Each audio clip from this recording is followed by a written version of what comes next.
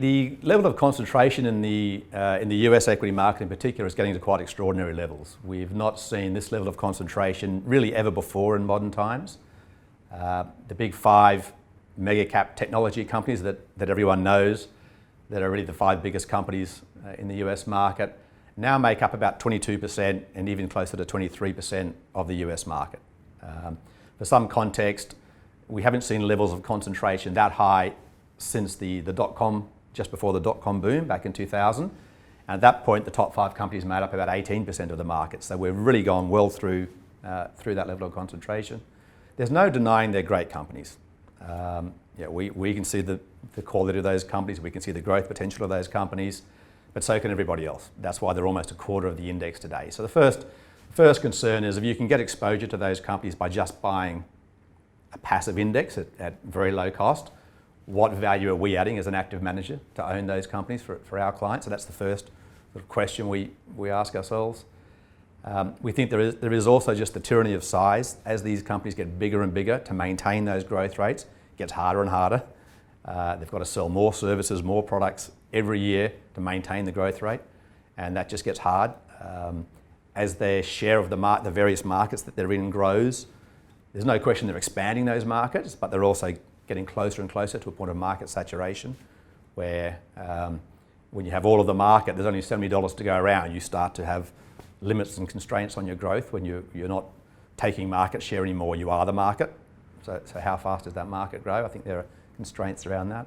I think there's some really interesting regulatory issues that they're going to be presented with. They are very dominant, which is a great strength from a business point of view. But in modern capitalist societies, that dominance ultimately goes too far, and regulators start to step in and try to curtail that dominance and constrain it. And so we're starting to see that now, where companies like Google are being put under some small duress at the moment, but it can grow by European regulators. The US Congress is conducting antitrust cases against them now, which are very similar in nature to the ones they conducted against Microsoft 20 years ago. So we think that will be a continual thorn in the side of these companies and will grow. Now, and there are other things that people don't talk about so much. As an example, those five companies make up about 43% of internet traffic.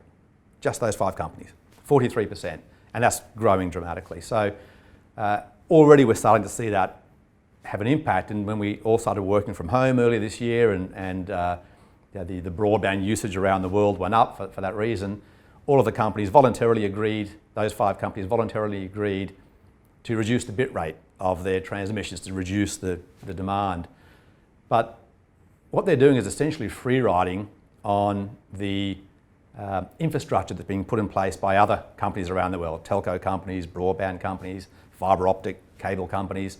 And there are net neutrality laws around that mean you can't charge differing prices to differing users of the internet.